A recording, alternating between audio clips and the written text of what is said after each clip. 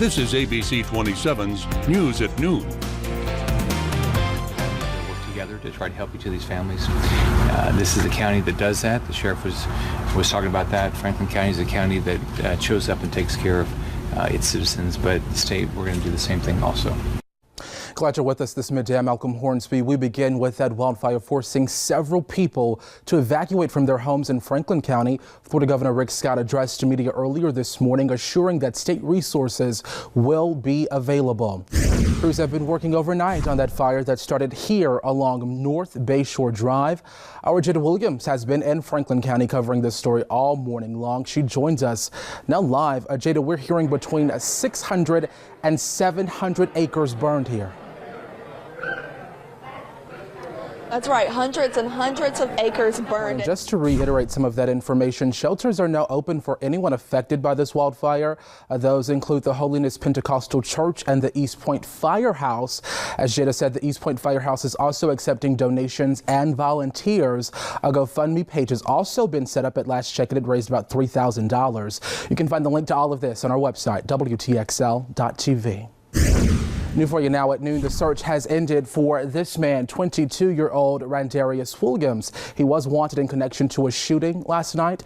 Now, details on his arrest are unavailable, but we do know deputies say a SWAT team responded to a home on Colbert Road in Woodville. When deputies arrived, Williams was not at the home, they say. However, they did find 3 people inside hurt, 2 of them in serious condition, the other person with non-life-threatening injuries. To Swanee County now, where investigators have uncovered human remains. Deputies responded to 77th Road and McAlpin yesterday, where they made that discovery. We're told the remains have been there for several years. The Swanee County Sheriff's Office, along with FDLE, are continuing their investigation in that area throughout today. Well, Florida's chief financial officer has reimbursed the state for using a state-owned SUV. Chief Financial Officer Jimmy Petranis paid more than $4,000 back in May for using a state-owned Chevrolet Tahoe. That came after Petranis was involved in a crash in the SUV back in October. A spokesperson said he made the reimbursements months later after, quote, an abundance of caution. We're also told Petranis paid for repairs to that SUV. The Secret Service is investigating after someone hacked a South Georgia food bank's IT systems last month. The Second Harvest of South Georgia says money was stolen, but no donations, grants, or government funds were involved. They haven't said how much money was taken either. A full systems audit was conducted, and they have verified that no donor or agency records were assessed. The money lost was part of operational reserves, which they kept to protect against unexpected situations and to ensure stable cash flow. In a statement, Frank Richards, the chief executive officer, says, quote, we are assisting the U.S. Secret Service in any way we can to help find and prosecute the criminals who defrauded us. We are doing everything we can to ensure that nothing like this ever happens to us again, end quote. Switching gears now, talking to First Alert meteorologist Alex Cordero. Still talking heat and humidity out there? Yeah, heat and humidity each and every day this week. We'll see you then, Alex. Well, a group in Tallahassee is raising awareness about domestic violence, and they're using music as their voice. Our Jarrell Baker introduces us to the local musicians using melodies to inspire change. So to come for you this midday, Roseanne opens up what she's saying about the tweet that got her fired and why she's now calling herself, quote, a hate magnet. Stay with us.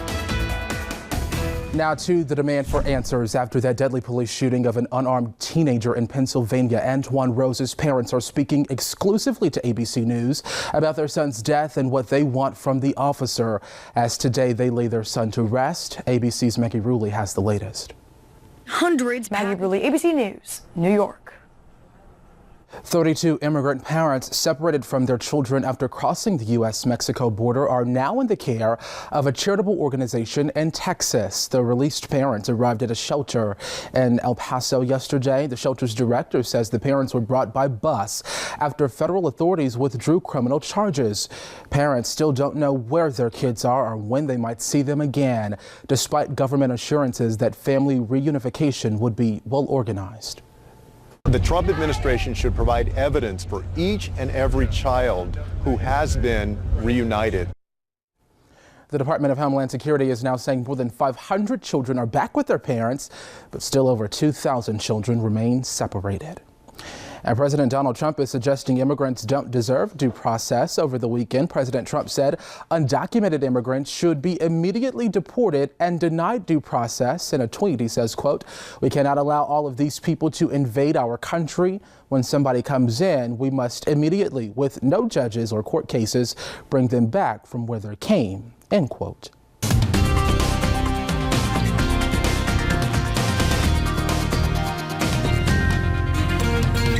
As always, Malcolm. Now to that emotional interview with Roseanne Barr. It's the first one she's done since firing off the racist tweet that got her show canceled. Here's ABC's Ariel Reshef.